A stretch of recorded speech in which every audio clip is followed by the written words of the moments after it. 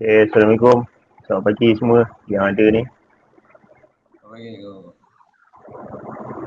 Okay, sambil-sambil tu panggil member yang tidur lagi tu.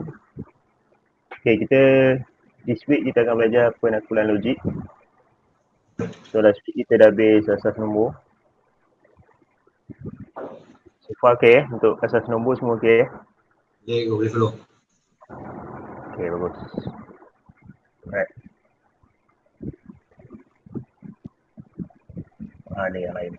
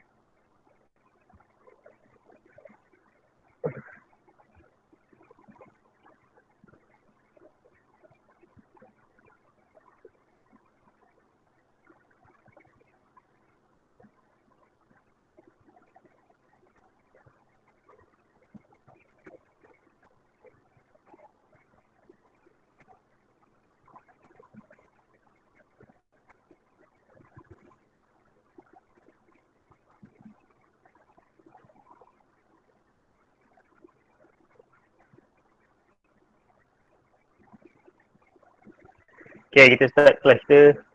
So korang boleh buka bahan korang. Semua dapat Ada yang tak dapat? Kalau ada tak dapat, beritahu.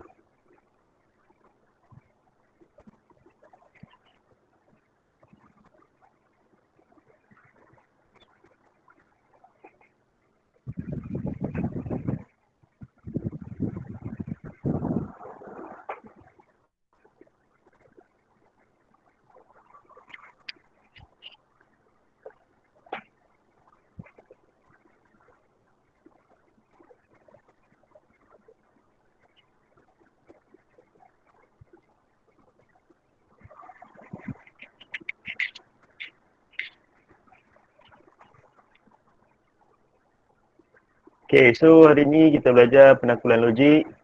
Okay, kita akan start dengan kita akan tengok penafian. Okay, kalau korang boleh ingat lagi sikit-sikit kan. Jadi kita akan recap sikit sebelum buat latihan. Sebab before ni kita belajar ya, tapi kita tak sempat buat latihan lagi. Okay, so kita tengok dulu penafian. Okay, jadi kalau kita tengok dekat bahan ni, kita ada pernyataan dan penafian. Okay, jadi dekat pernyataan akan ada satu penyata ataupun satu ayat. Contohnya kita tengok kat sini 12 ialah gandaan 5. Jadi kita tengok 12 ialah gandaan 5. Okey, jadi untuk penafian kita akan menafikan pernyataan yang dekat atas tadi. Jadi contohnya kita cakap 12 tu adalah gandaan 5. Maksudnya kita tengah cakap benda yang positif. Jadi untuk penafian kita akan menafikan benda tu. Kita akan jadikan dia sebagai negatif. Ikut cikgu. Waalaikumsalam. Han, lambat Han. Kita ni Han. Tanda hari. Tandas Alright. Tak apa, dimaafkan. Okay, jadi kita ada penakulan logik yang mana penakulan logik ni kita akan gunakan perkataan. Pertama sekali kita akan gunakan perkataan bukan. Dan seterusnya kita akan gunakan perkataan tidak. Okey, bukan dengan tidak ni kita nak gunakan untuk buat penafian. Okay, jadi kita ada pernyataan 12 ialah gandaan 5 contohnya. Jadi bila kita nak buat penafian tadi tu, kita akan gunakan perkataan 12 bukan gandaan 5. Okay. Jadi dekat sini kita akan gunakan bukan. Kita tak gunakan tidak. Sebab apa? Kalau 12 tidak gandaan 5, dia bunyi dia jadi pelik kan. Okay, jadi kita akan gunakan perkataan bukan. Okay, jadi kalau kita nampak ialah dekat sini, dekat atas ni kita gantikan dengan bukan. Jadi itu adalah penafian. Jadi penafian ni kita akan buat apa? Kita akan buat menafikan pernyataan.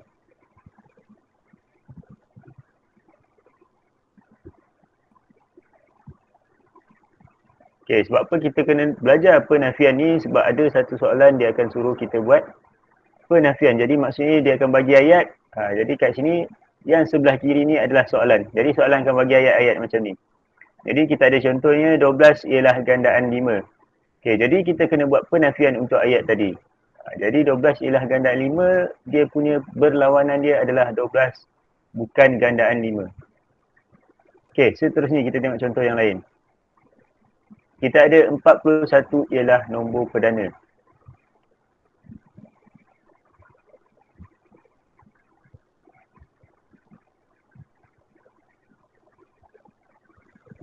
Jadi 41 ialah nombor perdana. Untuk menafikan dia, kita akan guna perkataan tidak. Jadi penafian dia berbunyi 41 bukan nombor perdana. Okay, jadi itu contoh dia. Contoh cara untuk buat penafian. Jadi perkataan ialah dekat sini ni kita gantikan dengan perkataan bukan. Okay, kita takkan gunakan tidak. Sebab apa? 41 tidak nombor perdana. Dia dah bunyi dia pelik dah kan. Dia dah macam menafikan benda yang dah bunyi dia jadi lain lah. Okay, jadi itu contoh dia. Kita tengok contoh yang lain. Kita ada semua gandaan 5 ialah gandaan 10. Jadi untuk menafikan pernyataan ni, kita akan tukarkan semua gandaan 5 ialah gandaan 10 tu dan kita akan tukar ayat dia jadi bukan semua gandaan 5 ialah gandaan 10. Okay, dan contoh yang akhir kita tengok kat sini. 0.4 meter sama dengan 400 mm.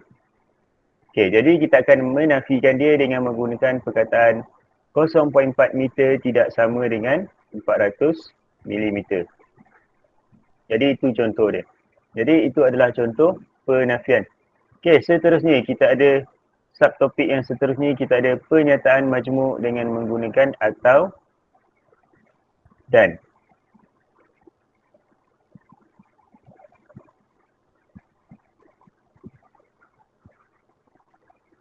Okay, kalau ingat lagi pasal pernyataan majmuk.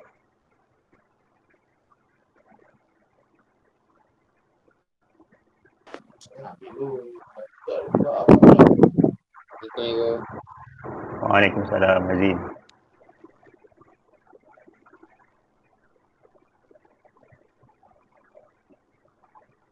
Alright, kita sambung.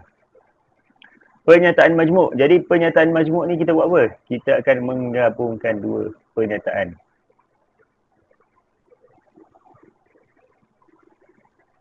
Menggabungkan dua pernyataan.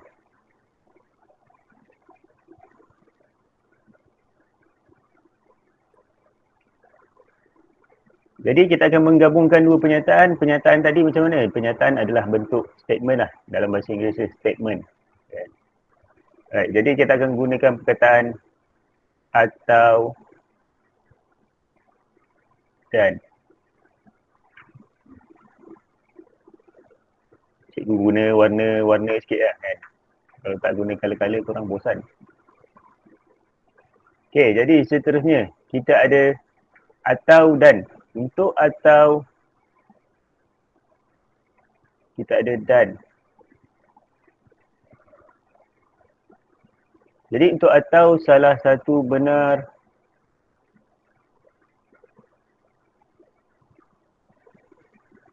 pernyataan majmuk benar.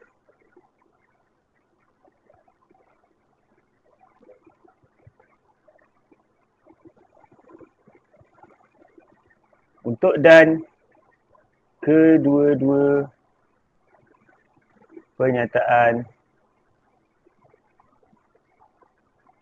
mesti benar. Barulah pernyataan majmuk benar. Ingat lagi tak?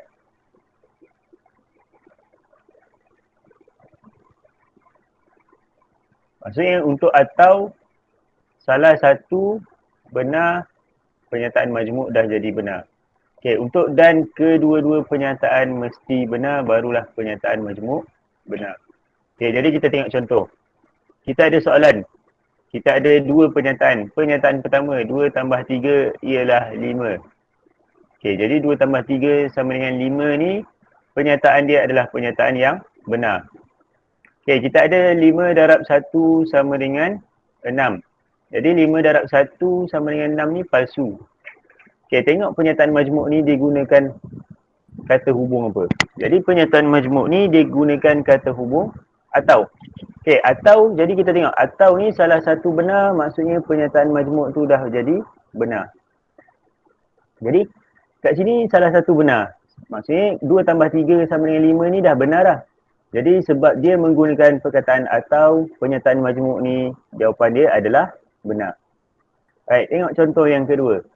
Jadi soalan kita ada pernyataan pertama, 6 darab 6 sama dengan 16. Okay, jadi kita tulis kat sini.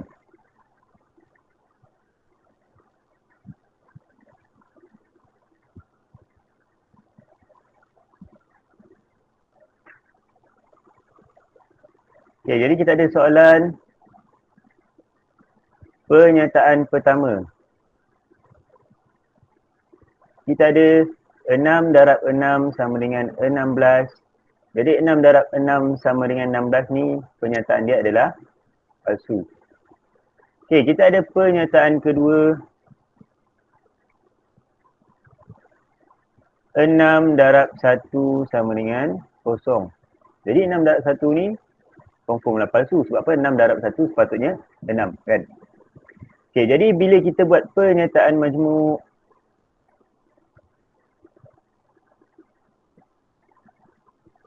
kita contohnya kat sini kita gunakan atau. Jadi 6 darab 6 sama dengan 16 atau 6 darab 1 sama dengan 0. Jadi pernyataan majmuk kat sini kita gunakan atau.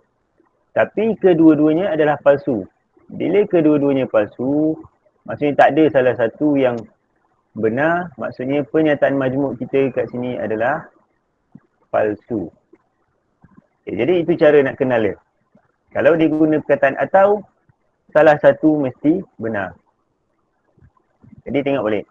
Atau salah satu je, cukup satu, cukup syarat boleh jalan. Cukup syarat satu, benar, pernyataan majmuk kita akan jadi benar. Kalau gunakan dan, mesti dua-dua benar, barulah pernyataan majmuk tu benar. Okey, kita tengok contoh yang ketiga. Kita ada pernyataan pertama, segitiga ada 4 sisi. Okey, betul ke segitiga ada 4 sisi? Segitiga bentuk macam mana?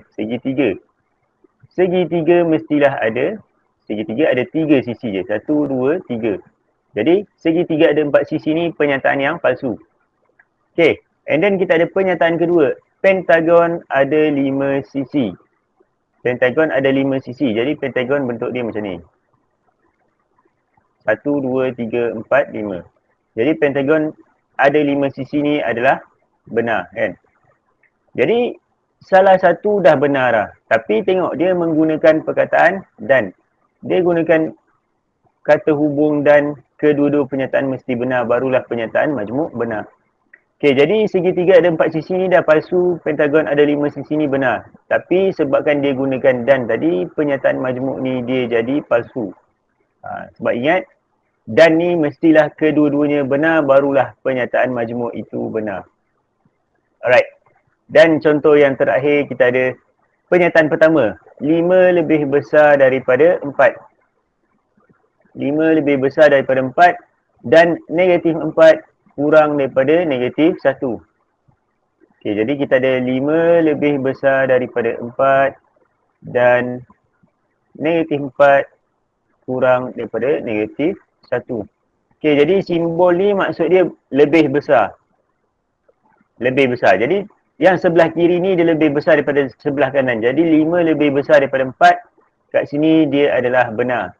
Betul lah kan? 5 besar daripada Tak mungkin 5 lagi kecil daripada 4, betul tak? Right. And then kita ada negatif 4 kurang daripada negatif 1. Okay, negatif 4 kurang daripada negatif 1. Okay, bila ada negatif ni ingat konsep hutang lah. Hutang RM4 lagi kurang daripada hutang RM1. Betul lah kan? Siapa yang selalu berhutang tu mesti faham lah. Jadi kat sini ini adalah benar. Okay, jadi ini adalah pernyataan majmuk yang menggunakan kata hubung dan. Okay, dan ni kedua-dua pernyataan mesti benar. Jadi kedua-dua pernyataan mesti benar. Kat sini dua-dua benar. Jadi ini adalah pernyataan majmuk benar. Alright. Okay, jadi itu adalah pernyataan majmuk. Okay, jadi dah dua benda kita belajar. Pertama, penafian. Penafian apa tadi? Gunakan perkataan bukan atau tidak untuk menafikan pernyataan. Okay, and then kita ada pernyataan majmuk. Kita gunakan atau dan untuk menghubungkan dua pernyataan. Okay, seterusnya. Kita ada implikasi. So far okay semua? Ada yang lost? Faham. Cikgu boleh Faham ulang ke? Apa dia? Diulang kan? Yes, cikgu ulang. Sebab kita ulang lah penakulan logik ni sebab sebelum ni tak sempat buat latihan banyak sangat kan. Jadi cikgu ulang sikit. Yelah, korang bukan boleh percaya pun. Duduk rumah lama sangat, mesti dah lupa kan. Alright, seterusnya. Implikasi. Okay, implikasi. Ingat lagi tak? Implikasi. Apa yang ada dekat implikasi. Jadi untuk implikasi kita ada. Sabar ya.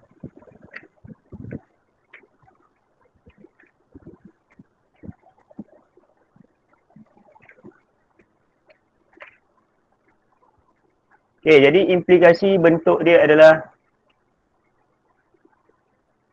jika P maka Q. Okay, jadi ini yang dinamakan sebagai implikasi. Kan? Ini yang dinamakan sebagai implikasi. Okay, jadi kita ada P ni dekat sini.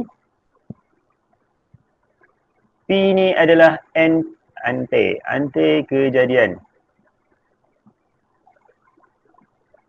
Q dekat sini adalah akibat. Okay, benda ni tak payah nak pening lah kan. Antara kejadian akibat ni tak apa. Tak payah pening-pening tak apa. Sebab dia takkan tanya benda tu. Okay, jadi implikasi nak kata bentuk dia adalah jika P maka Q. Maksudnya P ni adalah pernyataan satu. Q ni adalah pernyataan kedua. Okay, jadi ada dua pernyataan.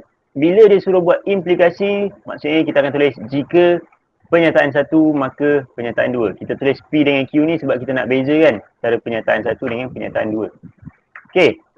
Jadi soalan dia akan bagi bentuk asalnya adalah bentuk asalnya macam ni. Kita akan ada perkataan yang mana dia tulis P jika dan hanya jika Q. Okay, jadi P jika dan hanya jika Q kita boleh buat dia dalam dua bentuk. Kan? Kita boleh buat dia dalam dua bentuk. Jadi bentuk pertama kita akan tulis dia jika P maka Q. Okay, ini adalah bentuk pertama ataupun kita tulis dia implikasi pertama. Okay, seterusnya kita ada jika Q maka P. Jadi ini adalah bentuk implikasi kedua. Okay, jadi soalan dia akan bagi P jika dan hanya jika Q.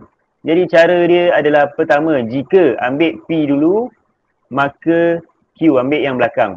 Maksudnya ambil yang depan, jika ambil yang depan, maka ambil yang belakang. Maka Q. Okay, implikasi kedua, jika Q ambil yang belakang, and then comma, maka ambil pernyataan yang depan, kita dah dapat implikasi kedua. Okay, jadi itu cara untuk buat implikasi. Okay, tengok contoh. Contoh pertama, kita ada jika saya belajar maka saya akan dapat keputusan cemerlang. Saya ni siapa? Korang lah kan? Okay, jadi antara kejadian dia saya belajar. Saya akan dapat keputusan cemerlang ni adalah Q. Akibat dia ataupun pernyataan pertama dia adalah saya belajar, saya akan dapat keputusan cemerlang ni adalah pernyataan kedua. Okay, jadi yang kedua, kita tengok contoh yang kedua.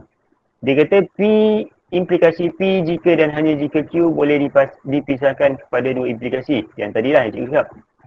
Kalau bentuk dia P, jika dan hanya jika Q, kita boleh buat dia jadi dua implikasi. Implikasi pertama, jika P maka Q. Implikasi kedua, jika Q maka P. Okey, contoh. Brian lulus SPM jika dan hanya jika Brian lulus pada mata pelajaran BM dan sejarah. Okey, jadi soalan dia akan cakap, bentukkan dua implikasi berdasarkan ayat pernyataan di atas. Okay, jadi implikasi pertama, jika P maka P, jika P maka Q. Okay, ada yang tak faham masuk lah. Tulis dekat chat tu. Nanti Cikgu Azman akan tolong masukkan. Tulis dekat chat. Right, jadi ada pernyataan Brian lulus SPM jika dan hanya jika Brian lulus pada mata pelajaran BM dan sejarah. Okay, jadi implikasi pertama, jika P maka Q. Maksudnya jika ambil yang depan, tulis maka Q. Okay, jadi implikasi pertama, jika Brian lulus SPM, maka Brian lulus pada mata pelajaran BM dan sejarah. And then implikasi kedua, kita nak buat implikasi kedua. Implikasi kedua, ambil yang belakang and then tulis yang depan, barulah yang depan. Jadi yang belakang, jika Brian lulus pada mata pelajaran BM dan sejarah, maka Brian lulus SPM. Okay, jadi itu dia. Itu adalah yang dinamakan sebagai implikasi. Maksudnya kita akan buat dua bentuk tadi tu. Kita akan buat dua bentuk tadi. Okay, jadi akas, ada nama dia yang dipanggil sebagai akas. Okay, jadi akas ni apa? Akas ni boleh kata, nak kata terbalik lah. Jadi kalau kita tengok dekat sini, implikasi satu ni adalah akas kepada implikasi kedua. Okay, maksud dia, jadi ini adalah akas. Ini adalah yang dinamakan sebagai akas. Akas tu maksudnya dia terbalik lah. Jika P maka Q, bila kita buat akas, dia akan terbalik. Jadi jika Q maka P. Okay, jadi tengok contoh, jika mailing minat matematik, maka mailing rajin buat latihan matematik. Okay, jadi kalau kita nak buat akas dia, buat dia terbalik. Jadi ambil yang belakang, pernyataan belakang, jika mailing rajin buat latihan matematik, maka mailing minat matematik. Okay, tapi dalam soalan, contoh dia bukan macam ni lah kan. Contoh ni dah macam BM dah kan. Contoh dalam matematik nanti, akan ada nombor, akan ada pernyataan yang melibatkan nombor. Jadi kita buat contoh dia dalam BM, dengan gunakan pernyataan BM sebab nak tengok korang bentuk dia. Kan? Okay, seterusnya kita ada apa?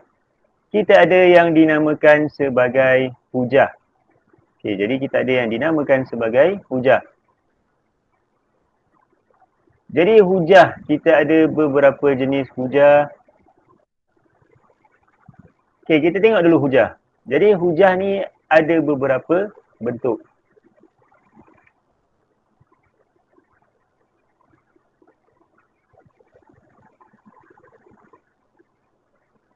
Hujah ada beberapa bentuk ataupun orang kata format dia. Ada beberapa bentuk. Kat sini kita tengok.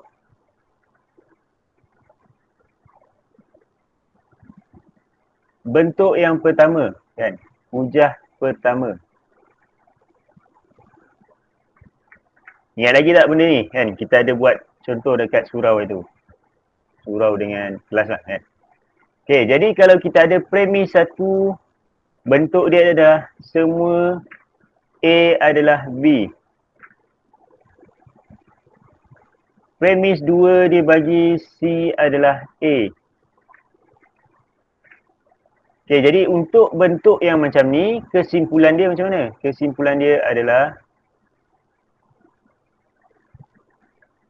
C adalah B. Okey, jadi A dengan B ni adalah pernyataan. C pun adalah pernyataan. Okey, jadi tengok contoh yang pertama. Kalau kita tengok contoh yang pertama, ini adalah bentuk format hujah pertama. Jadi dia ada 3 format.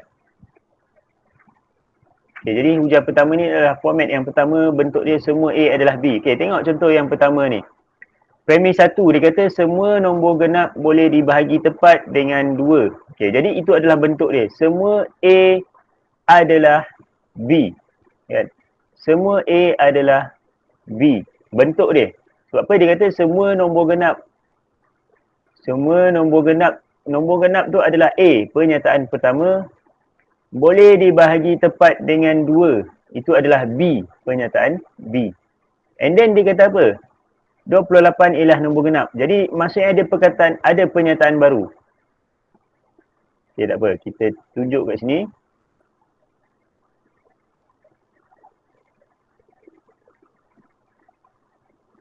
Nak bagi refresh balik. Jadi kita ada premis 1, dia kata semua nombor genap boleh dibahagi dengan 2. And then kita ada premis 2, dia kata 28 ialah nombor genap. Okay, kesimpulan. Dia suruh buat kesimpulan. Okay, jadi bentuk dia sama dengan bentuk atas. Semua A. Okay, jadi semua A. Nombor genap ni adalah A. Boleh dibahagi tepat dengan 2. Boleh dibahagi tepat dengan 2 itu adalah B. Jadi ini adalah A. Ini adalah B. 28 ialah nombor genap. 28 adalah nombor genap. Maksudnya 28 ni adalah C. Ialah nombor genap. Nampak dia ulang balik A tadi. Jadi nampak dia sama macam bentuk hujah pertama ni. Semua A adalah B. C adalah A. Jadi kesimpulan dia kita boleh buat jawapan dia C adalah B. Jadi salin C. C adalah 28.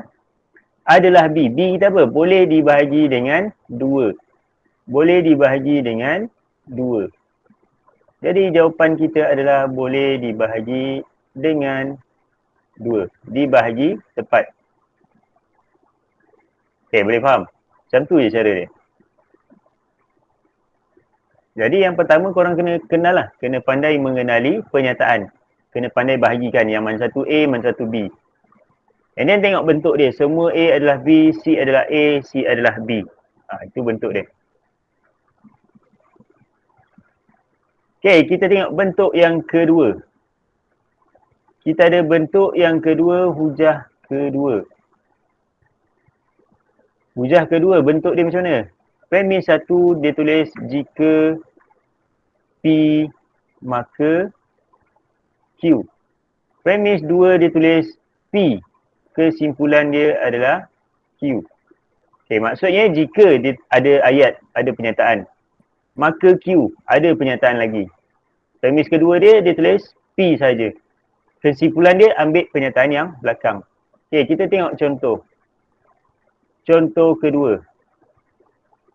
Okay, kalau korang tengok dekat bahan ni ada contoh. Jadi ayat pertama dia apa? Premis pertama dia kata jika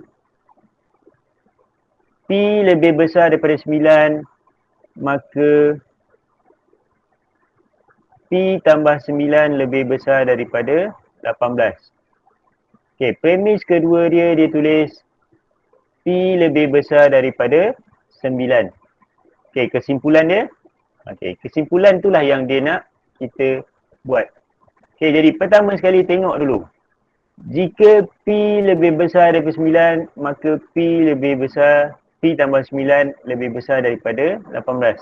Okay, jadi jika P ni adalah pernyataan P, maka P tambah 19 lebih besar daripada Q adalah Q. Lebih besar daripada 18. Okay, jadi P lebih besar daripada 9 ni, nampak dia ulang balik pernyataan pertama. Ini adalah P.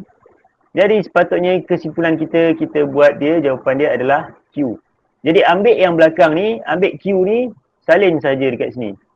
P tambah 9 lebih besar daripada 18. Kan? Simple kan? Easy. Itu adalah bentuk kedua hujah yang kedua.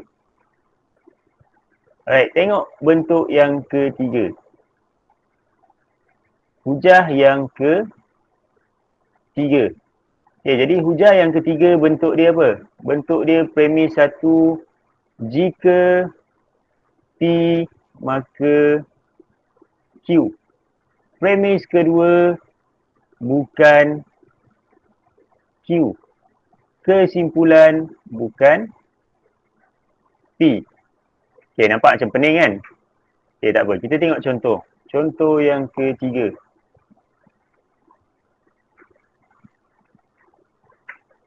Contoh yang ketiga bentuk premis pertama.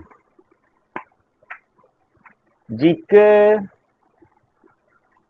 cos X kuasa kosong sama dengan 0.5, maka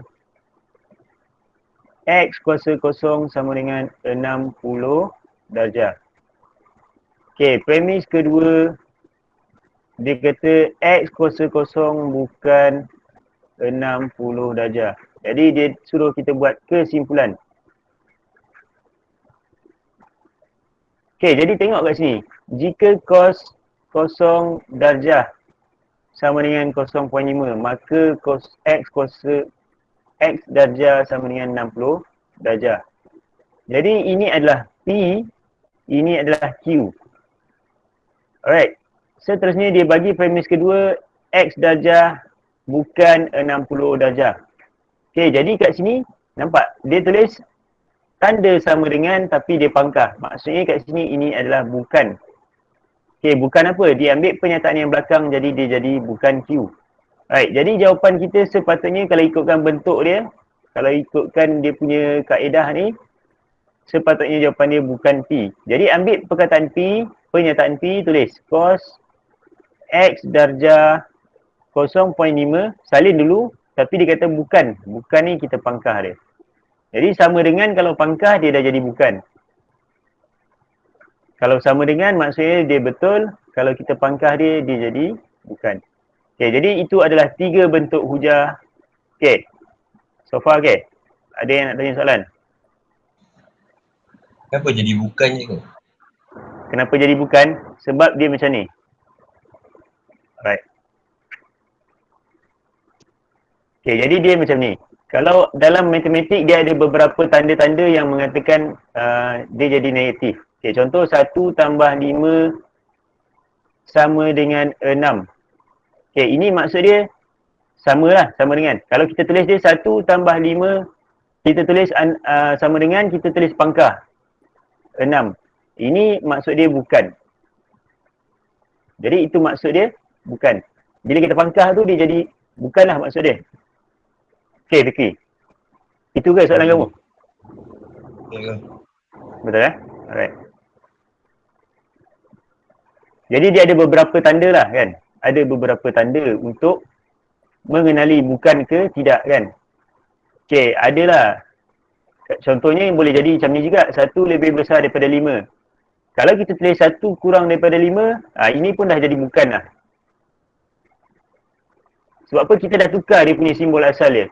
Senang cerita, bukan ni bila kita tukar simbol asal dia. Tapi jangan risau, kita akan tengok soalan-soalan, kita akan tengok bentuk-bentuk dia.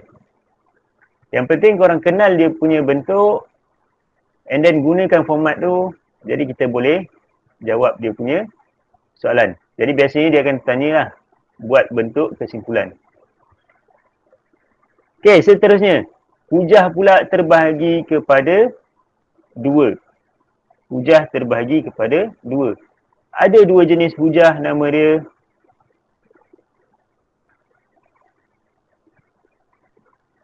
yang mana hujah ni ada 2 kan. Pertama nama dia adalah induktif.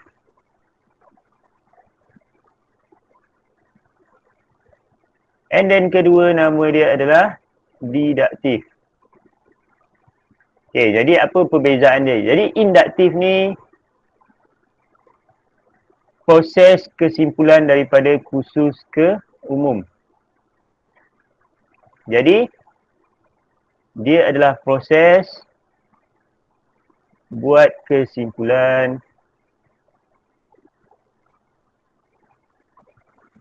dari khusus ke umum. Okey, jadi jawapan kita dalam soalan kita akan tulis dia sebagai rumus. Okey, rumus ni apa? Rumus ni formula. Okey, maksudnya soalan dia akan bagi satu pernyataan apa? Dia akan bagi satu pernyataan khusus. And then jawapan kita kena buat dalam bentuk umum. Umum tu dalam bentuk rumus, formula. Okey, sebelum kita tengok latihan, kita tengok dulu apa itu didaktif. Okey, jadi kita ada didaktif pula. Didaktif ni perbezaan dia adalah proses buat kesimpulan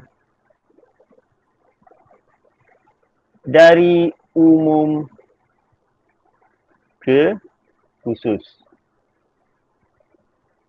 Okey, soalan bagi rumus.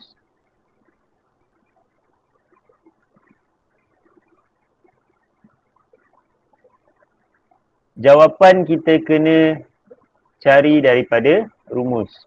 Dan jawapan cari dari rumus. Okey, ini perbezaan dia. Perbezaan antara dua.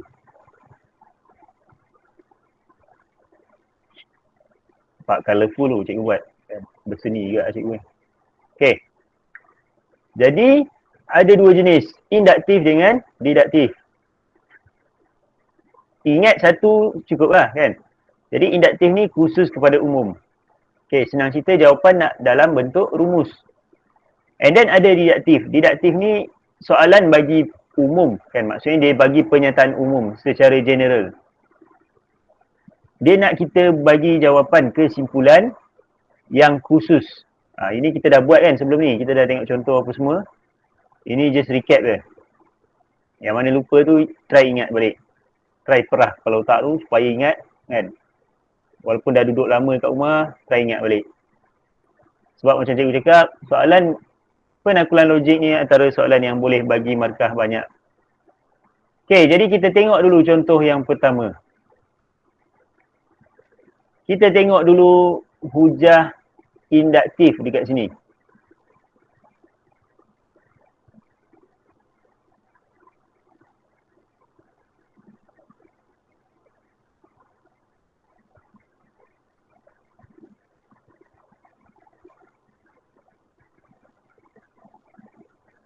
Okey, contoh pertama.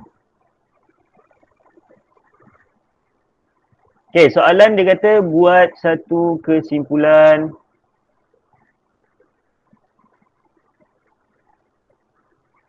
bagi nombor 3, 4, 5 ... and then dia tunjuk dekat bawah ni 3 sama dengan 2 tambah 1, 4 sama dengan 2 tambah 2, 5 2 tambah 3, and then dia buat ... Okey, ini soalan. Okey, jadi jawapan dia, okey, jadi induktif macam kita tengok tadi. Induktif apa dia? Induktif proses buat kesimpulan dari khusus kepada umum. Okey, jadi ini khusus. Sebab apa khusus? Sebab apa dia bagi tahu kalau 3 ni 2 tambah 1. Maksudnya di tengah cerita pasal 3. Kalau 4 ni sama dengan 2 tambah 2. Kalau 5 ni 2 tambah 3. Jadi itu adalah khusus kan. Alright. Jadi cara untuk kita buat dia pertama sekali. Apa dia? Okay, ini tips penting yang mana dia kata kalau sama. Okay, ini tips penting. Nombor 1 tips dia. Kalau sama salin. Tips kedua, kalau tak sama itu adalah N. Ingat lagi tak? Kita pernah buat kan? Okay, jadi kalau sama salin. Nampak nombor yang sama dekat sini adalah 2. 2, 2. Nombor yang sama. Okey, jadi salin. Tulis kat sini 2. Apa lagi yang sama? Tambah pun sama. Kat sini dia ada tambah, sini ada tambah, sini pun ada tambah. Jadi, salin. Ikut je tips dia. Tips dia membantu, tak ada hal lah kan. Jadi 2 tambah ni yang sama. And then, tidak sama tulis dia sebagai N. Make sure nombor itu adalah berurutan. Berurutan maksud dia apa? 1 mesti lepas 1, 2. Lepas 2 mestilah 3. 1 lepas dia 5, itu maksudnya tak betul lah kan. 1 mesti lepas dia adalah 2, 2 lepas tu mesti adalah 3. Okay, jadi 1, 2, 3 ni tak sama. 1, 2, 3 tak sama. Jadi tulis dekat sini sebagai N. Sebagai N. Okey. Jadi seterusnya apa yang korang perlu buat, tulis koma, tulis N sama dengan salin balik. Satu yang tak sama tadi tu, 1, 2, 3 tadi. 1, 2, 3, dot, dot, dot, dot. Okey, ini jawapan akhir korang. Okey tak? Boleh faham tak? Siapa tak faham? Saya je rasa tak faham kan. Darwish tak faham Tak faham lagi. Okey, kita tengok contoh kedua nanti. Jangan risau. Okey, untuk yang ni pertama sekali tengok dulu. Cara untuk jawab dia guna tips ni je kan. Kalau sama, salin. Okey. Jadi pertama sekali korang kena kenal ini adalah hujah induktif. Sebab apa ini hujah induktif? Sebab dia bagi satu pernyataan yang banyak yang mana pernyataan tu adalah khusus. Bentuk dia khusus. Okey. Nanti korang akan tengok untuk diduktif, jadi korang boleh nampaklah beza dia. Apa beza khusus dengan umum tu. Okey. Jadi kalau kita tengok ni, 3, 4, 5 kan dia kata. Buat satu kesimpulan bagi nombor 3, 4, 5. Jadi maksudnya dia suruh buat kesimpulan 3, 4, 5. Okey, 3 tu apa? Jadi dia macam orang lah kalau dia tengah describe. Ingat tak kalau ada sama dengan sebelah kiri dengan sebelah kanan adalah penerangan untuk benda tu kan. Jadi kita ada perkataan 3. Nombor 3 ni apa dia? Nombor 3 ni dia cerita 2 tambah 1. Betul lah kan? Sebab 3 memanglah 2 tambah 1. Dia macam tengah cerita pasal orang lah kan. Kalau kita tengah cerita pasal Ali, kita akan cerita apa? Dia ada 2 tangan, 2 kaki. Itu contoh dia. Okey, jadi ini adalah pernyataan khusus. Okey, tips untuk menjawab soalan macam ni. Pertama sekali dia kata yang sama salin. Okey, 2 tambah, nampak? 3 sama dengan 2 tambah 1. Dekat 4 pun ada 2 tambah. Dekat 5 pun ada 2 tambah. Jadi 2 tambah ni salin. Jadi yang warna kuning ni cikgu salin dekat jawapan. 2 tambah salin. Alright, yang tidak sama. Yang warna biru ni tidak sama. 1, 2, 3 ni tulis dia sebagai N. Jadi dekat jawapan tulis je N. 2 tambah tadi tu salin. N ni tulis sebagai N. Maksudnya 1, 2, 3 ni tulis sebagai N.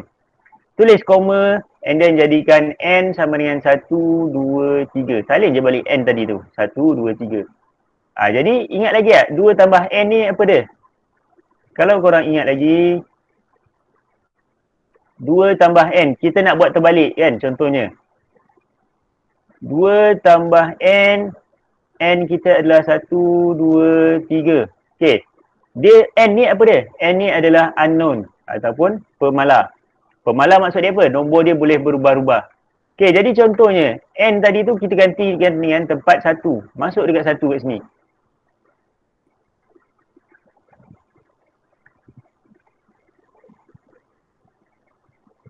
Masukkan ke 1. Jadi try lah kan. 2 tambah 1 patutnya tak payah tekan calculator pun. Tapi nak tunjukkan. 2 tambah 1 sama dengan 3. Nampak? Dia dah sama dengan yang ni. Itu maksud dia. 2 tambah N ni maksudnya kita bagi satu formula. Jadi basically untuk hujah induktif ni tengok balik. Hujah induktif ni jawapan kita dalam rumus, dalam formula. Jadi ini adalah formula. 2 tambah N ni adalah formula. Formula untuk apa? Formula untuk 3, 4, 5. Maksudnya kalau nak buat 3, N tu jadi 1. Kan? Dan seterusnya. Contohnya kita gantikan tempat 2 ni dekat, masuk dekat N. Jadi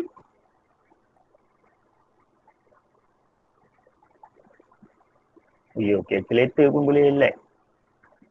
Okay, jadi dia macam tu lah kan. 2 tambah 2 gantikan dengan 2. Mana ke kereta boleh lag ni?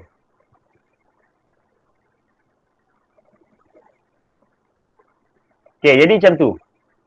Boleh faham Darwish? Boleh. Oh. Boleh Tak apa, kita akan tengok contoh lagi.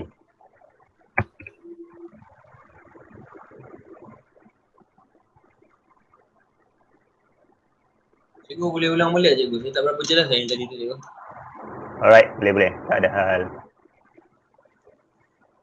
Okay, jadi contoh pertama Contoh pertama. Okay, soalan dia. Ini soalan. Buat satu kesimpulan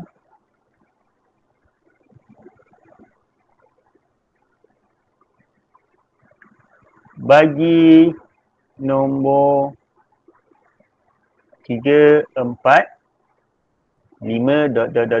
Ini soalan dia. And then dia bagi tahu 3 sama dengan 2 tambah 1. 4 sama dengan 2 tambah 2. 5 sama dengan 2 tambah 3. Okay, ini soalan. Soalan dia sampai sini je. Alright. Jawapan kita macam mana? Okay, tengok cara dia. Jadi untuk buat jawapan, gunakan tips yang sebelah ni. Tips pertama, apa yang sama salin? Maksudnya sama tu selepas ni lah kan. 3, 4, 5 ni yang kita nak buat simpulan. Jadi kita tak tengok 3, 4, 5 dia lah.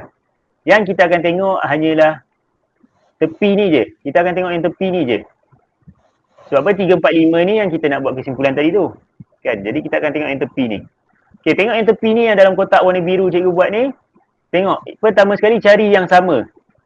Cari apa yang sama dekat antara 3 baris ni. Okay, yang sama dekat sini 2 tambah. And then 2 tambah pun ada dekat bawah. 2 tambah pun ada dekat bawah. Jadi korang tulis je dekat bawah ni 2 tambah tadi.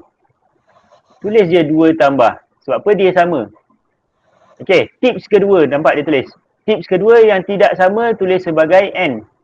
Okay, tengok yang dekat sini yang tak sama. Tapi tak sama lepas tu nombor dia berurutan. Nampak? Tidak sama nombor berurutan. Kalau kita tengok dekat sini yang tak sama apa dia? Tak sama adalah 1.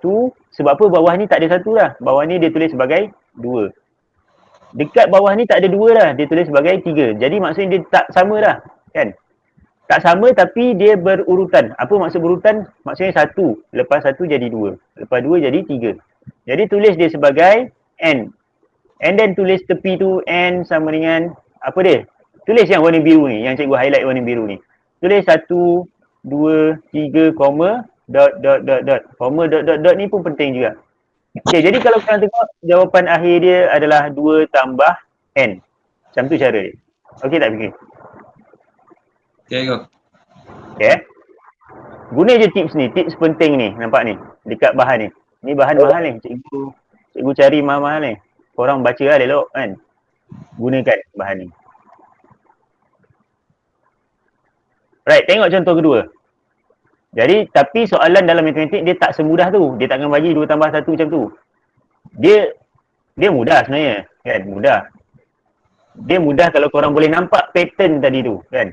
Okay, kita tengok dulu contoh yang kedua.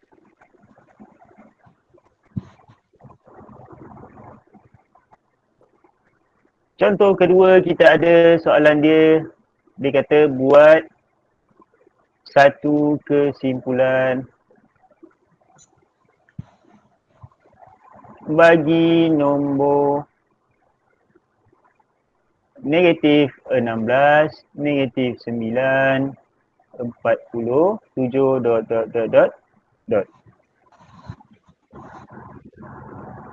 And then soalan dia kata negatif 16, negatif 9, 47 sama dengan 8 kuasa kosong, 8 kuasa 1, 8 kuasa 2, tolak dengan 17, tolak dengan 17, tolak dengan 17. And then ada perkataan ...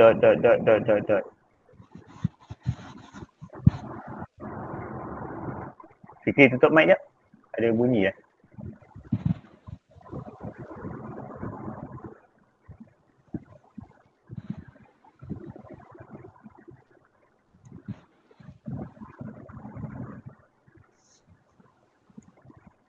Okay, jadi ni jawapan dia. Jawapan dia apa? Macam mana cara dia? Ingat je tips dua benda tadi tu. Okay, jadi pertama sekali, dia kata buat kesimpulan bagi negatif 16, negatif 9, 47. Jadi maksudnya yang sebelah kiri ni kita dah tak tengok. Kita tengok dalam kotak ni je. Kita tengok yang dalam kotak warna kelabu, warna biru. Tak tahulah ni warna apa kan. Warna kelabu kot kan. Okay, jadi tengok yang dalam kotak ni saja. Sebab kita nak buat kesimpulan bagi yang sebelah kiri. Jadi yang dalam kotak ni lah jawapan kita. Okay, jadi kita tengok, gunakan tips. Pertama sekali, highlight dulu yang mana yang sama. Okay, tengok apa yang sama dekat sini. Nampak 8 ada dekat sini. Bawah pun ada 8. Sini pun ada 8.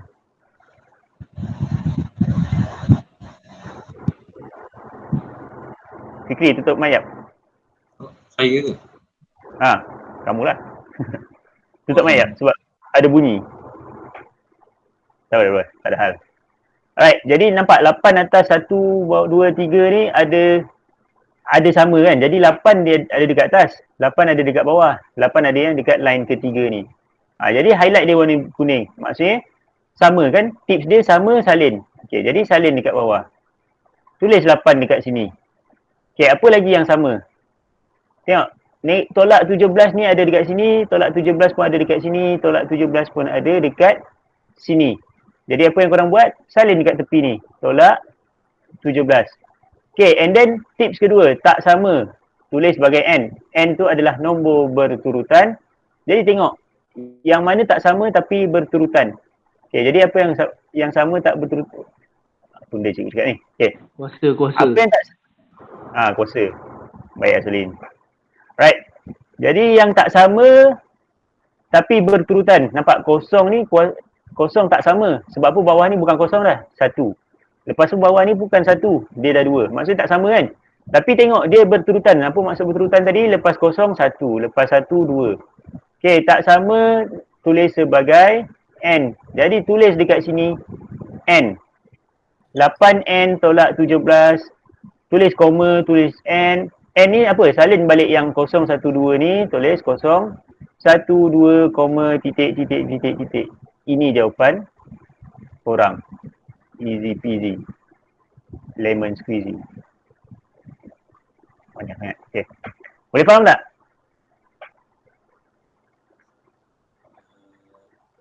Kita tulis dia punya kuasa je. Yes. Kuasa dia. Kan kalau kamu tengok, kuasa dia ni 8 kuasa kosong kan? Lepas tu bawah ni dia jadi 8 kuasa 1. Maksudnya dia tak sama lah. Tapi kalau kamu perasan dia berturutan. Maksudnya lepas kosong 1, lepas 1, 2. Jadi yang tak sama tapi berturutan tadi tulis sebagai N. Jadi 8 tolak 17 ni sama kan? N ni gantikan tadi dengan 0, 1, 2. Dia macam tu. Okey tak? Okey. Alright, bagus. Jangan risau, kita akan buat latihan. Cikgu dah prepare latihan banyak untuk orang. Okey, itu contoh yang kedua. Contoh yang agak senang kan? Yang agak senang. Tengok contoh yang ketiga. Contoh ketiga ni dia agak tricky sikit. Okay, tengok dulu. Contoh ketiga soalan dia kata buat satu kesimpulan bagi nombor 21, 24, 29, ... Okay, jadi soalan dia 21 adalah 20 tambah 1 dia kata. 24 adalah 20 tambah 4 dia kata.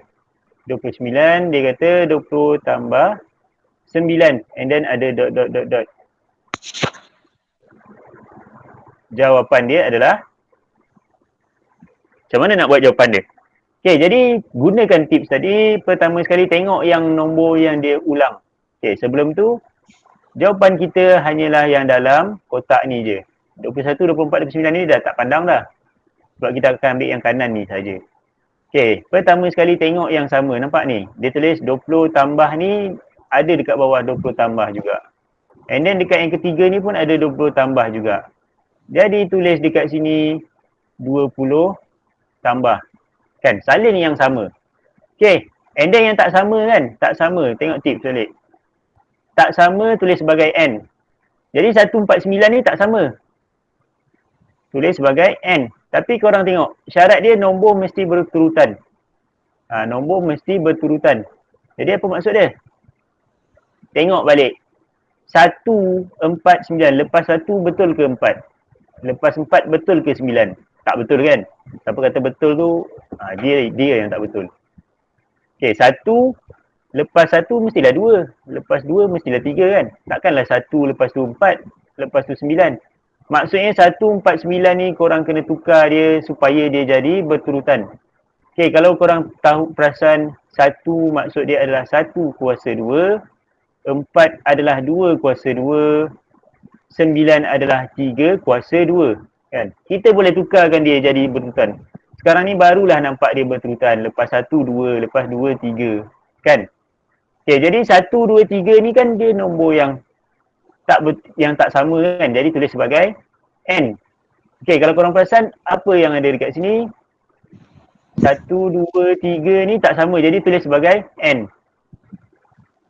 Lepas tu ada nombor yang berulang. Nampak 2 kuasa 2 ni, kuasa 2 dekat bawah pun ada kuasa 2. Jadi tulis dekat sini kuasa 2. N kuasa 2. Jadi sekarang ni yang warna kuning ni adalah yang berulang, yang warna biru adalah yang berturutan tapi tak sama. Jadi jawapan akhir kita tak siap lagi. Tulis apa? Tulis N sama dengan, buat yang warna biru ni. 1, 2, 3 ni tulis 1, 2, 3, koma, dot. Okay. Faham? Faham. Uish, kuat sangat tu. Okay. Semangat sangat tu. Right, bagus. Okay, ada yang tak faham? Tak faham, Bak Mai bagi tahu. Jangan malu. Kuasa 2 Kan yang ada 1 kuasa 2, 2 kuasa 2, 3 kuasa 2 ni. Macam mana? Macam Yeah. ni Darwish. Macam ni Darwish. Right. 1 sebenarnya 1 kuasa 2. Tengok ni. 1 kuasa 2 sama dengan 1. Nampak? Okay, 4 sebenarnya adalah 2 kuasa 2. 2 kuasa 2 sama dengan 4. 3 adalah 3 kuasa 9, 3 kuasa 2 sebenarnya. Sebenarnya kita sebab apa, tips dia kita kena nampak nombor tu sebagai berturutan tau. Saya cakap 1 lepas 1 patutnya 2. Takkan 1 lepas 1 4 kan. Jadi tak boleh guna tips ni. Sebelum guna tips tu make sure dia adalah berturutan dulu. Boleh faham Darwish? Boleh faham Darwish? Alright, siapa lagi ada soalan? Mari. Kalau ada soalan tanya. There you go, faham. Faham Yang lain? Yang lain ada yang tidur? Tentang tak buka kamera ada yang tidur Sebab dia semua kuasa 2 tu yang kita letak N sebagai kuasa 2 tu ya ke? Yes, betul. Senang cerita sekarang ni kita kan dah tukar 149 ni dah tukar jadi sebelah kiri ni. Kita dah tukar. Jadi kita tengok yang ni je. Jadi dia akan jadi N kuasa 2 lah. Okay. Right. Betul Betul. Alright. Betul tak ada yang tak faham dah? Okay, tak ada soalan, kita move on to the next. Okay, jadi itu tips dia. Ingat tips ni, 2 tips ni. Tips pertama yang sama kita salin, yang tak sama tulis sebagai N. Tapi make sure dia nombor berurutan. Nombor berurutan ni korang kena tahulah nombor berurutan tu maksud dia apa. Maksudnya lepas 1 mesti 2 kan. Okay, jadi kita tengok yang kedua. Nama dia adalah hujah didaktif. Okay, yang kedua ada hujah didaktif.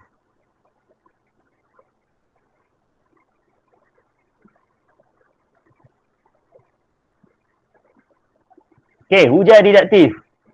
Soalan dia akan bagi rumus. Soalan bagi rumus. Rumus ni apa? Rumus ni formula. Kadang-kadang nampak BM tak boleh faham kan? Jadi cikgu tulis siap-siap. Formula. Rumus ni adalah formula. Soalan bagi rumus. Cari jawapan dari rumus. Okay. Apa benda tu? Kan? Apa benda tu kan? Sebab kata Darwish macam mana kan? Okay, jadi macam mana benda ni? Tengok ni. Tengok contoh pertama. Contoh pertama dia kata apa? Sebuah silinder. Okay, ni panjang ni. Sebuah silinder dengan jejari J. Dia kata jejari adalah J dan tinggi H mempunyai isi padu pi J kuasa H. Buat satu kesimpulan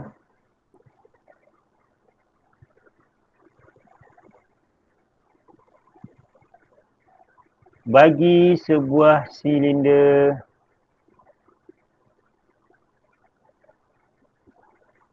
yang mempunyai panjang sangat jejari 7 cm dan tingginya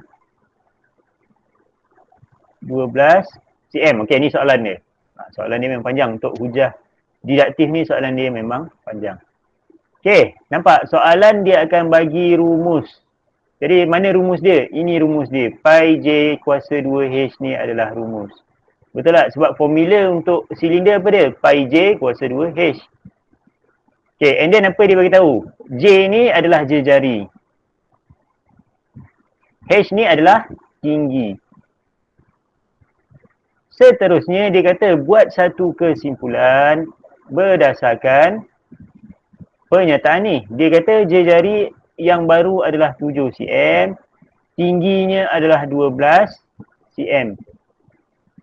Okay, sekarang ni kita besarkan. Okay, tengok. Jadi macam mana kita nak buat kesimpulan? Pertama sekali, gunakan teknik penggantian untuk cari jawapan. Okay. Jadi cara dia pertama, ini jawapan. Pertama sekali, tips daripada cikgu kan. Pertama sekali, tulis dulu formula yang dia bagi. Okay, tulis formula ataupun rumus. Okay, kita guna bahasa Melayu lah, bahasa kebangsaan kita. Rumus yang dia bagi. Kamu tulis kat sini, rumus apa yang dia bagi? Pi J kuasa H. Okay, and then apa korang kena buat? Jejari J ni adalah tinggi. J ni adalah jejari. Okay, and then tengok jejari berapa dia bagi? Jejari dia bagi 7. Jejari adalah 7 cm. Lagi apa lagi nak buat? Tulis H adalah tinggi. Berapa dia bagi? Tinggi dia adalah 12 cm. Maka kesimpulan, guna je rumus ni. Okay, buat colour lain lah, baru lawa sikit. Guna sahaja rumus ni, tulis kat sini Pi J kuasa H. Gunakan J yang ada ni, masukkan Pi darab dengan 7 kuasa 2. Gunakan H kat sini, darab dengan H. H kita apa dia? H kita adalah 12. Tutup kurungan. Jadi Pi darab 7 kuasa 2 darab 12. Tekan kalkulator. Okay, sekejap.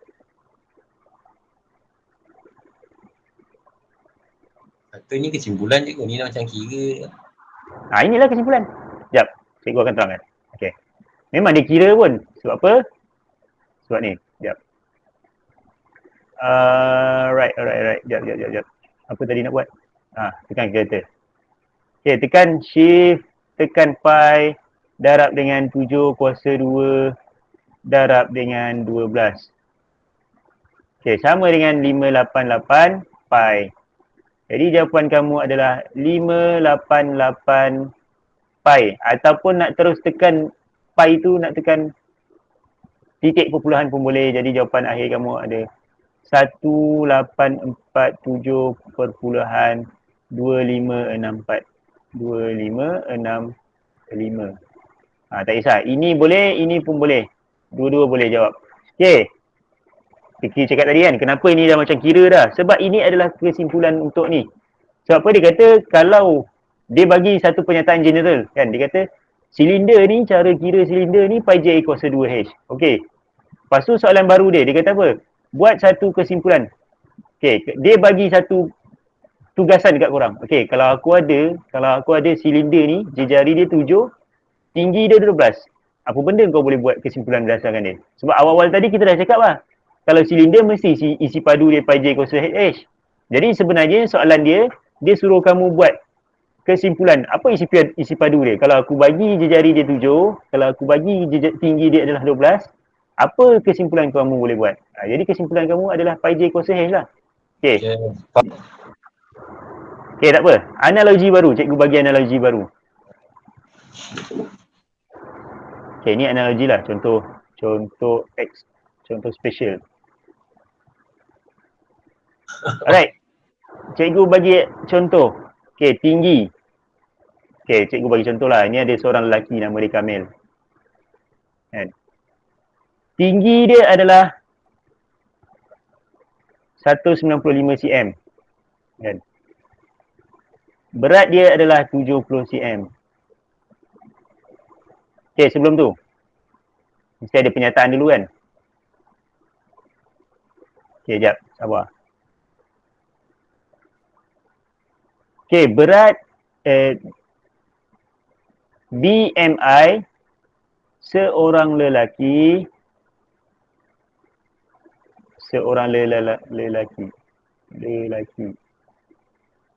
adalah apa formula BMI? Siapa tahu?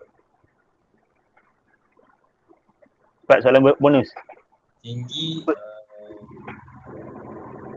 Tinggi bahagi berat kuasa 2 ya? Tinggi bahagi berat kuasa 2. Okey, berat kuasa 2. Okey, BMI seorang lelaki adalah tinggi bahagi berat kuasa 2. Okey. And then dia bagi tahu ada seorang lelaki kacak bernama, ni contoh. Bukan cikgu cakap ni contoh. Bernama Kamil. Tingginya adalah 195 cm. Beratnya ialah 70 kg. Buat kesimpulan mengenai berat beliau. Jadi berat pula. Buat kesimpulan mengenai BMI. Sorry, silap. Mengenai BMI beratnya. Okey, jadi kesimpulan yang kita boleh buat apa dia? Sebab dia bagi tahu mula-mula tadi BMI seorang lelaki adalah ni. And then dia bagi tahu ada lelaki ni, nama dia Kamil. Kacak pula tu, kan. Tinggi dia adalah 195. Berat dia adalah 70. Jadi tips cikgu untuk jawab soalan macam ni, jawapan pertama, tulis formula yang ada. Formula yang ada apa dia? BMI sama dengan tinggi bahagi berat kuasa 2. Okey, lepas tu tulis kat tepi ni. Tinggi berapa? Tinggi yang baru. Tinggi yang baru adalah 195. Berat adalah 70. Okey, jadi kesimpulan yang kita boleh buat, sebab dia suruh buat kesimpulan mengenai BMI. Jadi kesimpulan kita basically sebenarnya kita kena kira lah BMI untuk dia. Kan? Walaupun nama dia kesimpulan, tapi sebenarnya dia suruh kita kirakan BMI. Kesimpulannya BMI baru dia adalah 195 bahagi dengan 70 kuasa 2. Nanti korang kira lah. 195 bahagi 70 kuasa 2. Jadi akan dapat nilai, contohnya nilai dia adalah 28 lah contohnya. Jadi BMI dia adalah 28. Itu adalah contoh dia. Boleh faham tak? Jadi ini adalah untuk hujah didaktif. Okey, ada yang tak faham? Faham cikgu. Cikgu bagi contoh sini lagi faham. Lagi faham kan? Kalau siapa yang tak faham tu maksudnya dia haters lah. Kan? Ada haters lah dalam ni. Right. Jadi itu cara dia. Okay, kita tengok contoh yang ada dekat bahan ni. Tengok contoh B. Okay, A kita dah buat tadi kan. Contoh A, contoh B. Salin dulu soalan.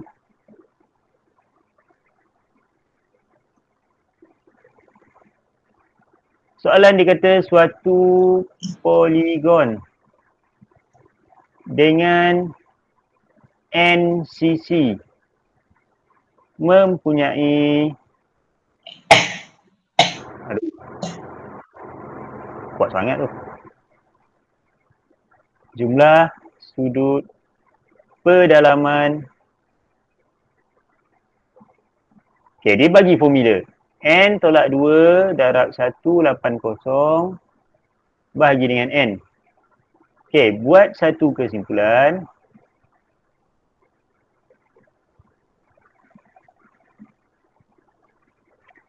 Berkenaan sudut pedalaman bagi sebuah pentagon. Okey. Jadi ini soalan dia. Jadi kalau korang tengok soalan dia bagi tahu apa? N sisi jumlah sudut pedalaman dia adalah ni. Jadi yang ini adalah formula N tolak 2 darab 180 ni. Ini adalah formula. Lepas tu dia kata buat satu kesimpulan bagi sebuah pentagon. Okey, cara menjawab dia.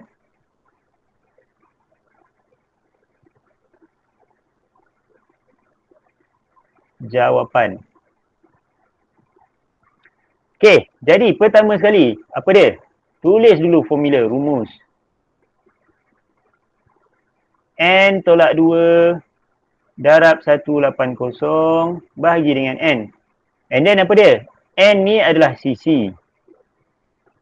Lepas tu dia bagi tahu pentagon ada berapa sisi? Pentagon ada 5 sisi. Jadi N ni, N adalah 5. Jadi apa yang tinggal korang buat, N sama dengan 5 ni masuk sahaja ke dalam formula.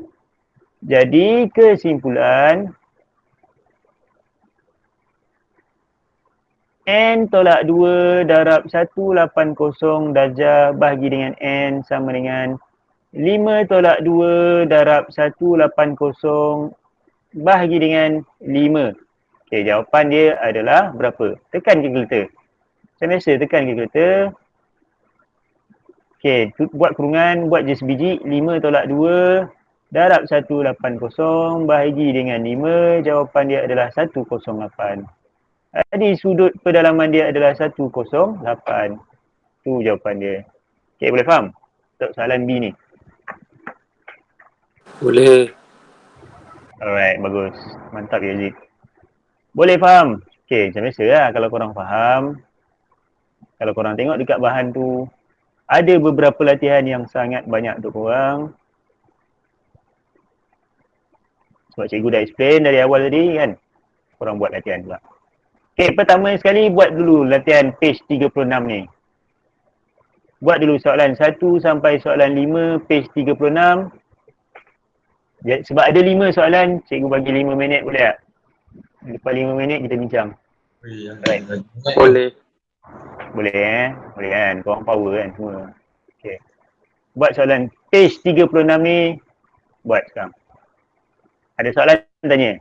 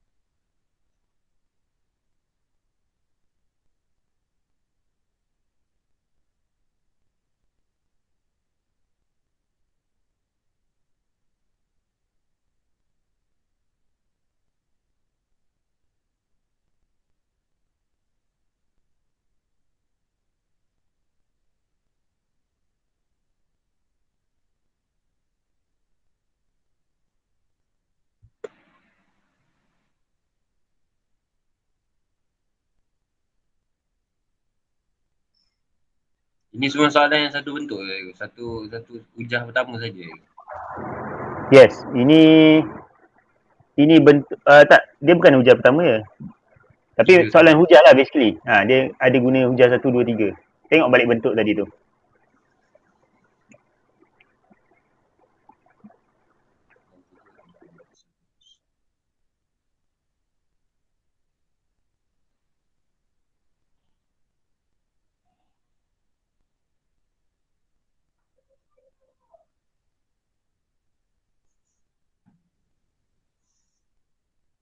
Hitam.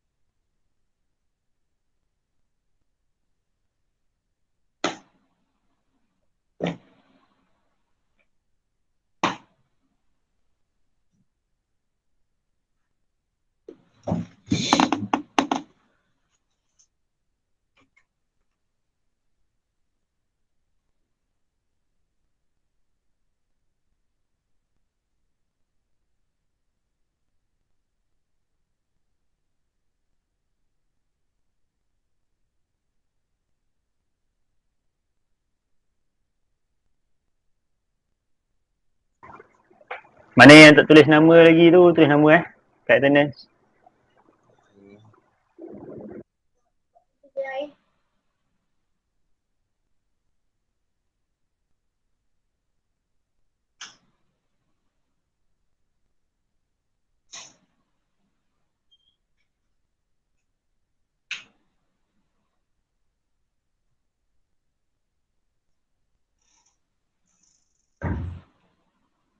Yang integer yang hujah pertama tu kesimpulan dia C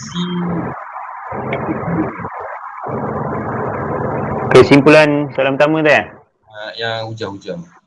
C dan B. Jadi dia adalah semua A adalah B and then C adalah A kan. C adalah B lah bentuk dia, kesimpulan dia.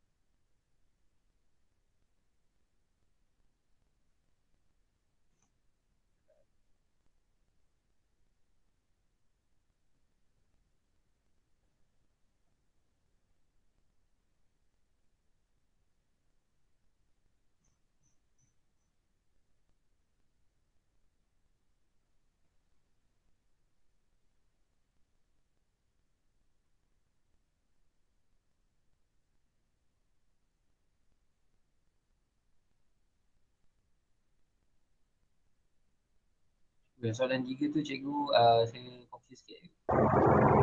Soalan 3. Soalan 3.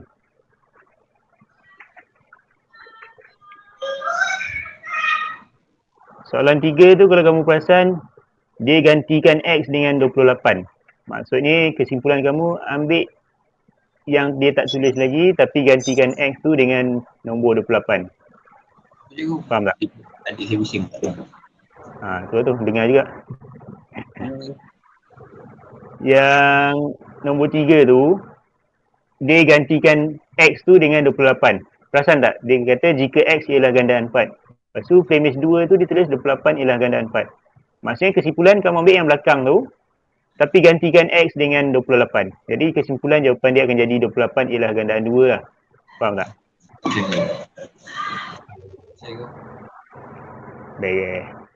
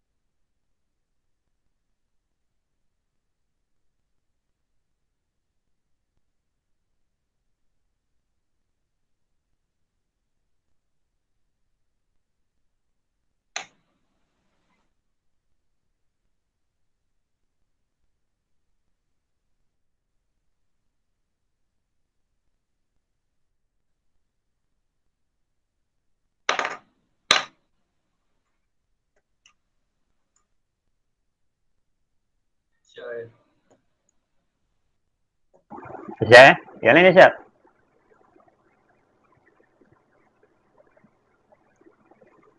Siapa tak siap lagi?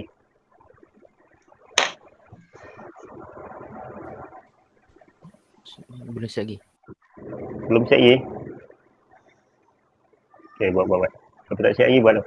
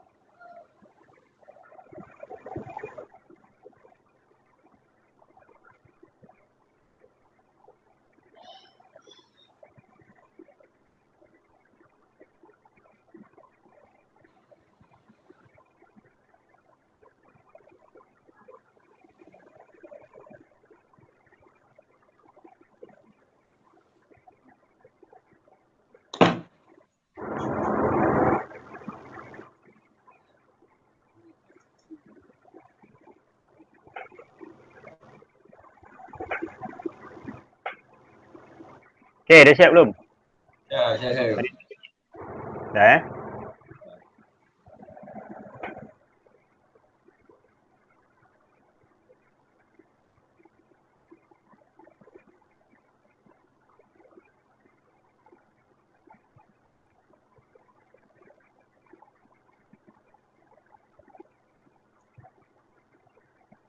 Okay, soalan 3 dia suruh tulis hujah. Okay, jadi kita tengok balik nota yang pertama sekali tadi. Ada beberapa bentuk tadi kan? Okay, sekejap. Okay, ni bentuk-bentuk dia. Okay, hujah pertama semua A adalah B, C adalah A, C adalah B semua ni. Sekejap.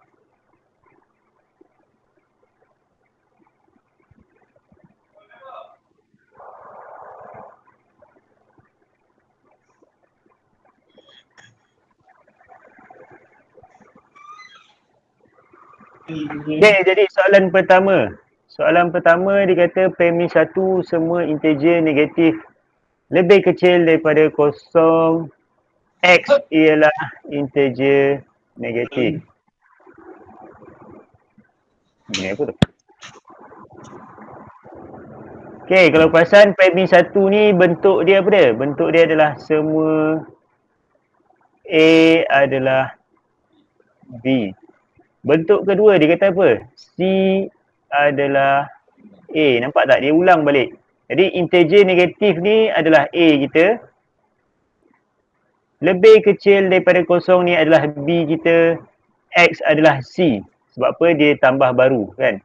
Integer negatif ni adalah A balik. Dia salin balik. Jadi bentuk dia adalah bentuk macam hujah yang pertama. Jadi kesimpulan sepatutnya jawapan dia apa? Kesimpulan patutnya jawapan dia adalah C adalah B. Jadi jawapan kita adalah X adalah lebih kecil daripada kosong. Yes, itu adalah jawapannya. Okay, sebenarnya kalau korang dah biasa jawab soalan ni, tak perlu tengok dah bentuk dia. Semua A adalah B, C adalah A, tak payah dah. Sebab kalau korang perasan bentuk dia, kita akan ambil yang kita tak tulis dah kan. Jadi X ni kita salin balik, integer negatif ni dia dah tulis. Jadi ambil yang belakang ni, B ni kita tak tulis lagi. Jadi lebih kecil daripada kosong ni salin dekat kesimpulan. Okay, jadi jawapan dia adalah X adalah lebih kecil daripada kosong. Okay, tengok premis pertama. Semua sudut tirus adalah kurang daripada 90 darjah. Sudut PQR ialah sudut tirus. Jadi ini bentuk dia adalah C adalah B. Jadi sudut PQR adalah kurang adalah kurang daripada 90 darjah. Sebab apa? Sebab sudut tirus kita dah tulis kat atas ni. Jadi yang tak tulis lagi apa dia? Kurang daripada 90 darjah ni tak tulis lagi. Jadi tulis dekat jawapan. Itu cara senang lah. Cara senang tengok. Yang tak tulis lagi, tulis. And then PQR ni salin balik. Sebab bentuk dia macam tu. Okey tak? Okey. Alright. Okey, jadi tengok yang ketiga. Jika X ialah gandaan 4, X adalah gandaan 4. X ialah gandaan 2. And then dia gantikan, nampak? Tempat X tadi tu dia gantikan dengan 28. 28 ialah gandaan 4. Tapi dia dah tulis yang pertama ni. Okey, kesimpulan kita ambil lah yang belakang ni. Dia dah tulis yang pertama tadi. Ambil yang belakang. Tapi gantikan X dengan 28. Sebab dia gantikan X dengan 28, kita pun gantikan dengan 28. Jadi jawapan dia 28 ialah gandaan 2. Ini jawapan dia. Nampak? Dia sebenarnya kalau dah biasa, tak perlu tengok pun hujah-hujah ni. Tak perlu tengok bentuk 1, 2, 3 ni kan. Kita tengok je mana yang dah tak tulis lagi, tulis kat situ. Mana yang dia tukar tu, tukar juga. Ikut je dia punya bentuk dia. Okey, soalan nombor 4. Jika sebuah poligon ialah sebuah oktagon, maka poligon itu mempunyai 8 sisi. Okey, kalau korang tengok, poligon ni dia ganti dengan poligon Q. Tapi premis kedua ni dia ambil yang belakang. Dia ambil yang belakang. Poligon itu mempunyai 8 sisi. Cuma kat sini dia gantikan itu tu dengan tidak. Okey, jadi untuk kesimpulan ni kita ikut je bentuk dia. Macam kita tengah tiru dia. Tiru dia. Okey, dia gantikan poligon dengan poligon Q. Tulis je poligon Q. Dia dah tulis yang belakang, ambil yang depan. Jadi poligon Q bukan sebuah oktagon. Tu jawapan dia. Nampak? Sebab dia dah tulis yang belakang ni dekat premis kedua. Tapi dia gantikan itu dengan tidak. Jadi kita kena buat penafian jugalah. Kita ambil yang depan ni, tapi dia kata yang depan ni sebuah poligon ialah sebuah oktagon. Tapi sebab premis 2 tu dia dah buat penafian. Jadi kesimpulan kita pun buat penafian. Poligon Q bukan sebuah oktagon. Boleh faham tak? Untuk nombor 4. Boleh. Boleh. Sebab tu kita belajar penafian tadi. Inilah guna dia. Kan? Jadi yang nombor 4, poligon Q bukan sebuah oktagon. Oktagon. Yes, betul. Alright. Okay, nombor 5. Nombor 5 cikgu nak panggil orang lah. Boleh tak? Dah lama tak panggil orang. Si semua tengah cuak kan. Alright, siapa nak try jawab?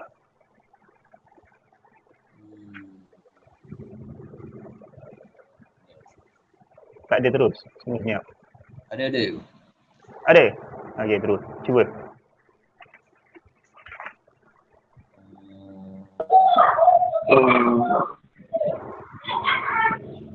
Siapa? Alif nak try? Alif ke Fikri? Saya bagi dua saya. X ialah bukan faktor bagi Y. X ialah bukan faktor. Okay, Ialah bukan faktor bagi bukan faktor bagi Y. Okay. Right, thank you Alif. Alif Daniel. sama. Alright. Okay. Kita tengok dulu. Jika X ialah faktor bagi Y, jadi ini yang pertama, Y boleh bahagi tepat dengan X. Tapi premis kedua ni dia kata, dia ambil yang belakang, tapi dia kata tidak boleh. Y tidak boleh dibagi tepat dengan X. Jadi maksudnya kesimpulan kita ambil yang ke depan. X cuma premis 2 ni, dia dah tidak kan. Jadi kesimpulan pun kita buat tidak juga. Tapi kat sini kita pakai bukan lah. Jadi jawapan dia X bukan faktor bagi Y betul. Yes, so Alif Daniel jawapan dia betul. Cuma ialah ni tak payah dah kan. Sebab kita dah ganti dengan bukan dah. Jadi jawapan dia X bukan faktor bagi Y. Tapi tak apalah kalau tulis X ialah bukan pun tak ada masalah. Still betul juga. Dia punya premis dulu. Yes, terbalik. Yes, terbalik. Perasan tak? Dia salin yang belakang. Tapi dia tulis Y tidak boleh dibahagi tepat dengan X. Jadi kesimpulan kita pun salin yang depan. Tapi kena buat penafian. Jadi sebab tu kita tulis X bukan faktor bagi Y. Boleh? InsyaAllah.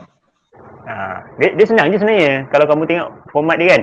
Format dia, kalau dia dah salin dekat premis kedua, dia dah salin yang belakang. Jadi kesimpulan salin yang depan. Tapi kalau dia buat penafian untuk premis kedua tu, kesimpulan kita pun kena buat penafian.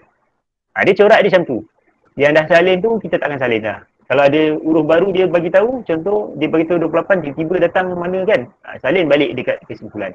Tu cara dia. Okay, ada soalan untuk soalan nombor hujah page 36 ni. Tapi kalau kata kita dah tersalin dia punya ayat tu pun, tapi kalau ada kena dengan jawapan pun masih betul lagi ke? Masih betul. Contohnya macam mana? Contoh kalau kita tersalin soalan macam kita nak tulis jawapan kesimpulan kan, kita macam ialah jawapan tu masih kena betul juga kan? Macam Alif jawab tadi lah. X ialah bukan tadi tu. Macam tu lah. Macam saya tadi yang nombor 2 tu saya kata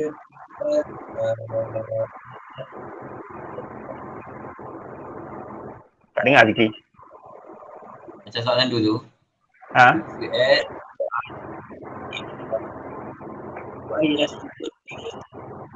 yang kurang belajar. Kamu salin sudut Cuba type. Dia macam lag lah kamu punya ni. Kan tadi cikgu kata kan itu jawapan dan sini kan dia sebagai adalah kurang daripada 90 darjah kan. Jadi PQR ialah sudut tirus yang kurang daripada itu kesimpulan kamu lah. Maksudnya kamu salin sudut tirus tu sekali. Kalau macam tu dia tak boleh. Sebab apa? Kamu tak boleh ulang balik sudut tirus ni. Sebab sudut tirus tu dia dah jawab dekat premis 2. Jadi dekat kesimpulan tak boleh salin dah kan? Itu rule dia. Kalau kamu jawab sudut PQR ialah sudut tirus kurang daripada 90 darjah, dia nak katakan kamu macam ulang balik ayat dia. Maksudnya kamu bukan buat kesimpulan kan? Jadi bila kesimpulan ni tak boleh buat macam tu. Okay. Alright, tak ada hal. Okay, ada soalan lagi? Ada soalan tanya. Jangan malu. Mantau ada yang dapat jawapan lain kan? Okey, semua okey?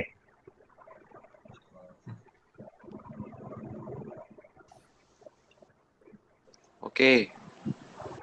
Okey, kalau semua okey, sambung page 37 ni buat soalan 1 sampai 5, 6 sampai 6. Okey, buat soalan 37.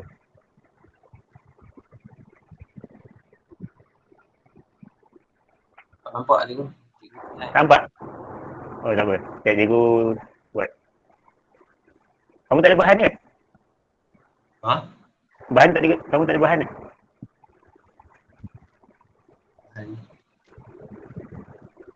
Kan ada cikgu send sini. Tengok yang tu. Tak apa, kalau nak tengok yang ni boleh je. Sekejap. Cikgu besarkan. Oh,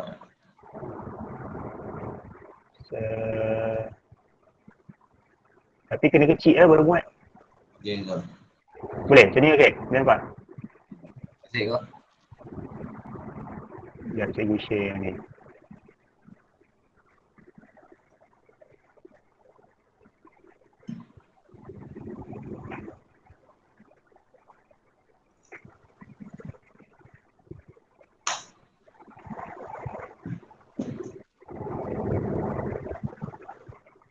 Okay, nampak clear? Nampak kan? Ada benda halang kat bawah dia. Tak ada. Okay.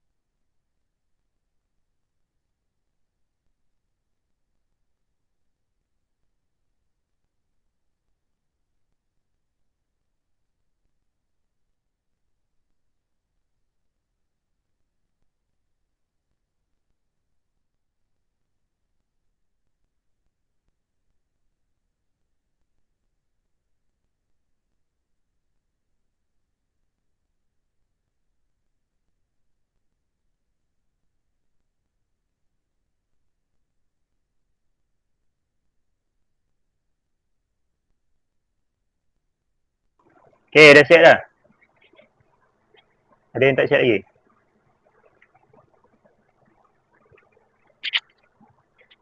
Semua dah siap ke? Boleh bincang tak? Soalan nombor 3, soalan nombor 4. Nombor 4. Okay. Tak apa, kita bincang dulu. Yang mana tak sempat tu tak apa. Kita terus tengok jawapan. Sebab masa dah nak habis. So, kita bincang dulu.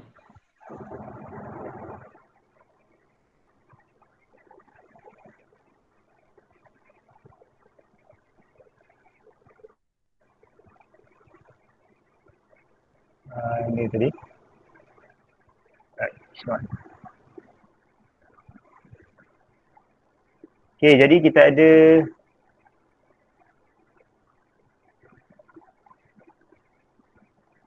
page 37 ni. Soalan 1, dia kata yang ni dia terbalik.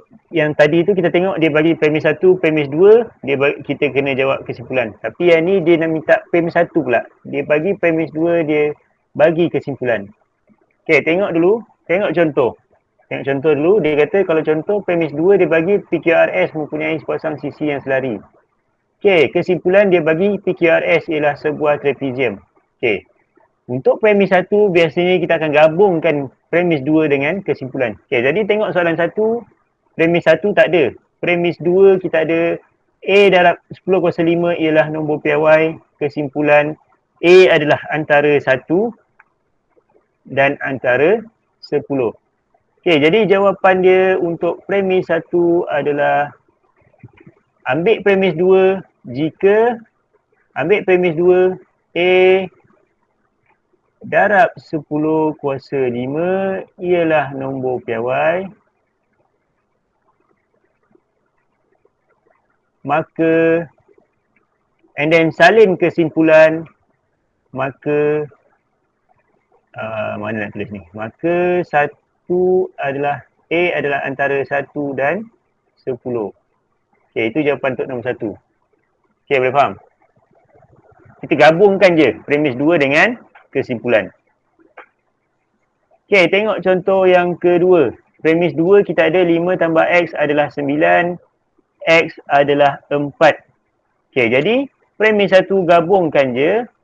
Jika 5 tambah X adalah 9, maka X adalah 4. Nampak senang kan? Just gabungkan saja. Macam tu ke? Macam tu je. Dia terbalik je. Kalau proses sebelum ni, dia bagi yang panjang, kena bagi pendek-pendek kan. Yang ni dia bagi yang pendek-pendek, gabung je lah kan. Premis 1 ni, biasanya memang premis 1 ni untuk gabungkan. Kalau kamu tengok bentuk dia lah. Dia macam tu je. Alright, tengok. Nombor 3. Cuma beza dia nombor 3 ni, perasan tak? Poligon M, dia salin. Kat kesimpulan pun ada poligon M. Jadi nombor 3 ni jawapan dia salin balik jika poligon M mempunyai 6 sisi. Maka poligon M ialah hexagon. Senang kan? Poligon M ialah Hexagon. Yes, betul. Jadi kita akan gabungkan je. Sama juga dengan nombor 4, premis 4. 108 ialah gandaan 9, 108 ialah gandaan 3. Cuma jika 108 ialah gandaan 9, maka gandaan 109 ialah gandaan 3. Gandaan 3. Yes, betul. Cuma untuk nombor 4 ni kita ada dua cara lah sebenarnya untuk jawab dia. Atau cara kedua kita boleh tulis dia semua gandaan. Semua gandaan ialah gandaan 3. Yes, ada dua cara. Kalau ikut skema jawapan, cara jawapan yang dia bagi yang ni. Tapi cikgu rasa yang pertama ni pun betul juga. Sebab apa 108 tu macam C lah. Semua A adalah B, tiba-tiba ada nombor baru kan. Dia bagi 108. Alright, nombor 5. Dia kata premik theta ni bukan 45. Lepas tu tan theta bukan 1. Nampak kalau bukan ni kita kena buat positif dekat premis 1. Kalau ingat lagi bentuk dia. Jadi tulis jika Salin je premis 2, cuma jika tan theta adalah 1, maka theta adalah 45 darjah. Kita ambil kesimpulan dulu ya, cikgu. Yes, ingat lagi tak? Kalau yang negatif tu kan, dia tulis yang kesimpulan tu ambil daripada depan sebenarnya. Tengok balik corak dia. Tengok balik corak yang ni, sekejap. Mana ni.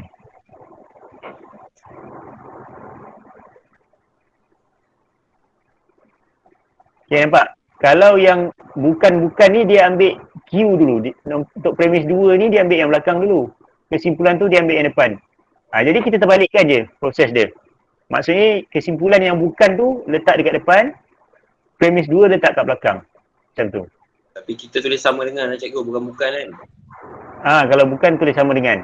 Maksudnya kita buat positif. Dekat premis 2 kan dia buat pangkah kan. Kita buat positif. Ya, Okay. Nombor 5.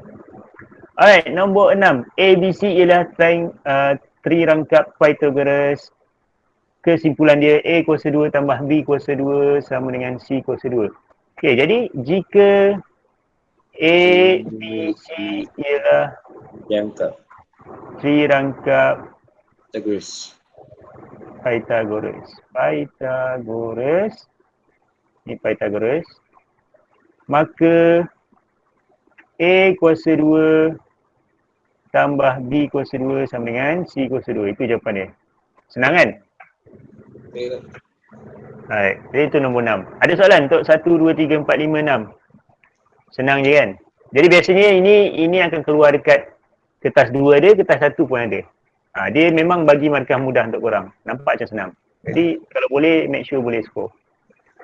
Okay, kalau tak ada soalan, kita habis sampai page 37. Ingatkan cikgu, next week kita sambung page 38.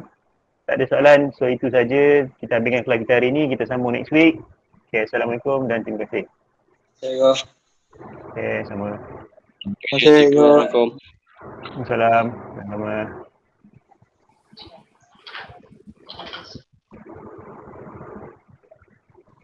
Terima kasih, cikgu. Right, sama-sama Darwish.